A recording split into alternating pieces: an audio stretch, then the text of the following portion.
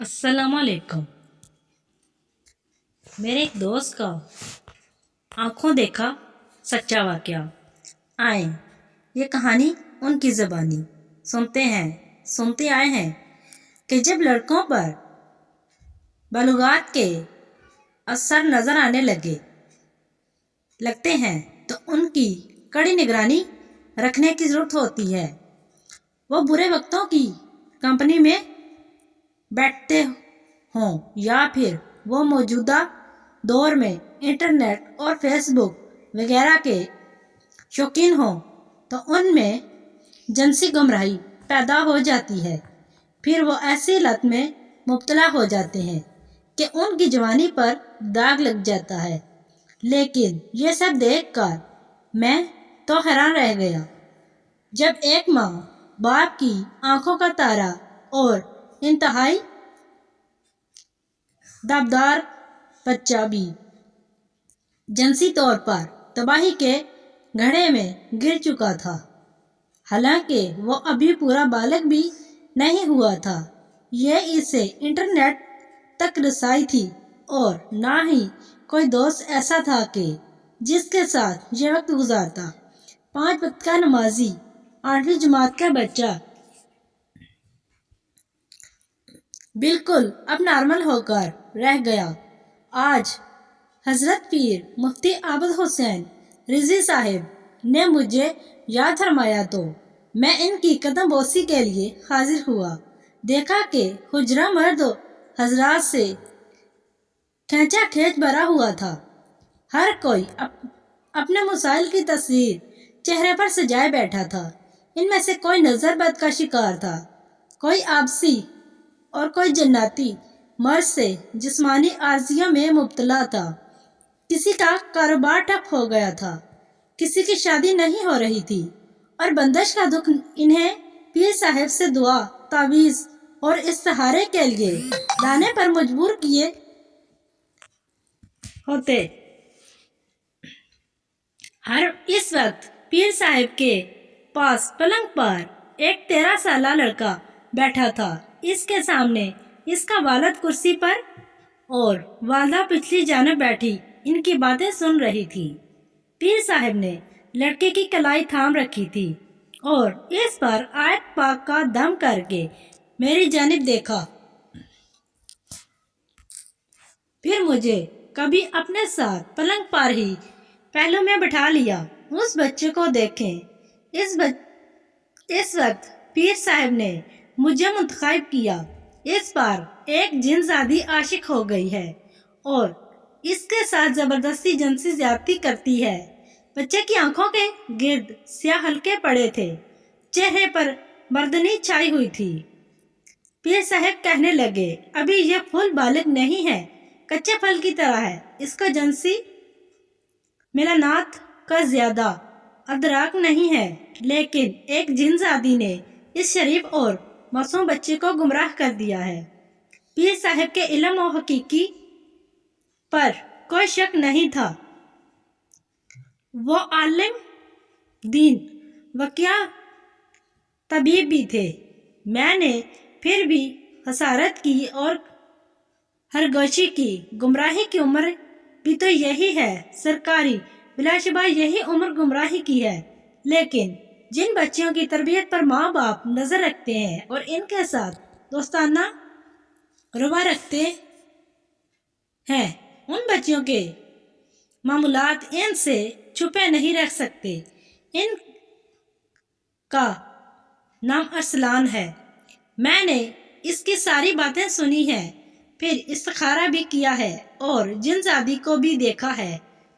وہ خود ابھی تازہ بالغ ہوئی ہے، گمراہ ہے، اس کا دل ارسلان پر آ گیا ہے۔ وہ روزانہ اس کے بستر پر آ جاتی ہے۔ 1-2 بار اس کے والد نے پاس ہونے کی کوشش کی تو اس نے اٹھا کر اس کو نیچے پھینک دیا۔ پیر صاحب نے ارسلان کے والد کی جانب اشارہ کیا، ان سے خود پوچھ لیں، یہ سرکاری افسر ہیں، اسلام آباد سے آئے ہیں، ان کو کیا پڑی ہے کہ ایسی وہم پرستی پر پڑنے کی۔ لیکن انہوں نے خود جو منظر دیکھا ہے، اس لیے مجھ تک پہنچے ہیں۔ جن زادی غیر مسلم ہے، میں نے اس کو سمجھایا ہے کہ شراوت سے باز آ جائے اور مسلمان بچے کو گمراہ نہ کرے، لیکن آگے سے کہتی ہے کہ مسلمان کے بچے گمراہ کرنا اس کا فرض ہے۔ شیطان اور جنات ایک ہی نسل ہیں، ان میں کوئی تفریق نہیں۔ جو جنات مسلمان ہوتے ہیں ہم انہیں شیطان نہیں کہتے، تاہم ان کی جد ایک ہے۔ ابلیس بھی تو ایک جن تھا، لیکن نہ حرف ہوا تو رندہ در کا ہو کر ابلیس کہلاتا۔ یہ جن زادی شیطان ہے اور شیطانی قوت کو انسان کے خون میں شامل ہونے کا وصف حاصل ہے۔ قرآن و سنت سے یہ ثابت شدہ بات ہے۔ ارسلان کے والدین نے بتایا کہ اس نے کبھی ان کے ساتھ بدتمیزی نہیں کی، مگر اب بہت زیادہ غصہ بھی کرتا ہے اور زبان بھی چلاتا ہے۔ پڑھائی سے دل اٹھ گیا ہے۔ حقیقت یہی ہے کہ جن شیطان انسانی خون میں اتر جائے اور انسان کو مس کرتا رہے تو انسان کے عقلی اور نفسی عضلات کمزور ہو جاتے ہیں۔ پیر صاحب جی جن زادی کہتی ہے کہ ارسلان کی زندگی میں آپ صرف 6 ماہ باقی ہیں، میں اس کو مار دوں گی۔ پیر صاحب مہربانی کر کے میرے بچے کو بچا لے، میرا ایک ہی بیٹا ہے، اسے اگر کچھ ہوا تو میں جیتے جی مر جاؤں گی۔ ارسلان کی ماں دل لگیر انداز میں بولی، یہ کون ہوتی ہے زندگی اور موت کا فیصلہ سنانے والی؟ پیر صاحب نے انہیں تسلی دی، البتہ یہ بات اپنی جگہ موجود ہے کہ جب کوئی ایسے مریض میں مبتلا ہو جاتا ہے تو اس کی توانائی کم چلی جاتی ہے، جیسا کہ ارسلان کے ساتھ ہو رہا ہے۔ یہ کچا پھل ہے جو کہ یہ جن زادی کھا رہی ہے۔ ظاہر ہے ان حالات میں اس کا توانائی کا رس پیدا ہو گیا، علاج نہ کرنے کی صورت میں یہ ہلاکت میں پڑ جائے گا یا نفساتی مریض بن کر رہ جائے گا۔ پیر صاحب نے بتایا کہ ایک دن یہ بچہ مغرب کے وقت اپنے گھر کی چھت پر لیٹا ہوا تھا۔ ان کے گھر کے بالکل قریب ایک بہت ہی پرانا بیری کا درخت ہے۔ یہ جن زادی اس پر موجود تھی۔ کبھی اس کی نظر اس معصوم لڑکے پر پڑ گئی اور اس جن زادی نے اپنی آنکھ بجھانے کے لیے اس معصوم بچے پر ظلم کرنا شروع کر دیا۔ جنات جو کہ آگ سے بنتے ہیں، اس لیے ان میں شہوت انسانوں کے لیے مقابلے میں کی گئی کئی گنا زیادہ ہوتی ہے۔ ان کی شہوت پوری کرنا ایک انسان کے بس کی بات نہیں، اور یہ تو ابھی معصوم بچہ ہے، اگر تھوڑی دیر اور ہو جاتی تو یہ جن زادی اس بچے کو کھوکھلا کر دیتی۔ پھر پیر صاحب نے ارسلان کے لیے کچھ تعویذ دیے اور انہیں استعمال کرنے کا طریقہ بھی بتا دیا۔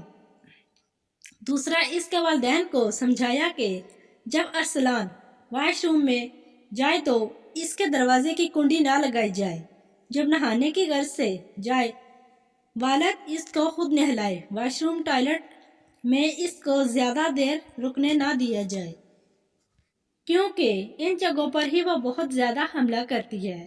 دوسرا اس کو اکیلے کمرے میں نہ سونے دیا جائے، میں نے اس کے پلنگ کا ہسارا کر دیا ہے، اس لیے وہ کبھی اس کے پلنگ پر پہنچ کر اس کے ساتھ نہیں سو سکے گی۔ انسانی احتیاط کے ساتھ ساتھ روحانی علاج کیا گیا تو انشاءاللہ اس بچے کو تباہ ہونے سے بچانے میں اللہ کے حکم سے کامیابی ہو گئی۔ گھر والوں نے پیر صاحب کی بتائی ہوئی تمام باتوں پر سختی سے عمل کیا اور ہر ہفتہ پیر صاحب کے پاس حاضری بھی لگاتے رہے۔ رفتہ رفتہ لڑکے کی حالت بہتر ہونے لگی۔ پھر کوئی 3 ماہ بعد لڑکا بالکل صحت یاب ہو گیا اور پیر صاحب نے ان لوگوں کو چھٹی دے دی لیکن ابھی بھی کبھی کبھار ارسلان اور اس کا والد پیر صاحب کو ملنے آ ہی جاتے ہیں۔ یہ کہانی سن کر میں ایک بار تو فکر میں پڑ گیا ہوں کہ کیا جب کوئی بچہ گمراہ ہوتا ہے یا اس کا مزاج برہم رہنے لگتا ہے تو یہ جسمانی بیماری کی بجائے غیر انسانی مداخلت کا بھی نتیجہ ہو سکتی ہے۔ اس پر نفسیاتی کے اداروں کو بھی بھرپور معاملہ کرنا چاہیے۔ ایسے مریضوں کی کہانیوں پر امریکہ یورپ میں تحقیق کی جاتی ہے اور پھر ان کا بھی یہ روحانی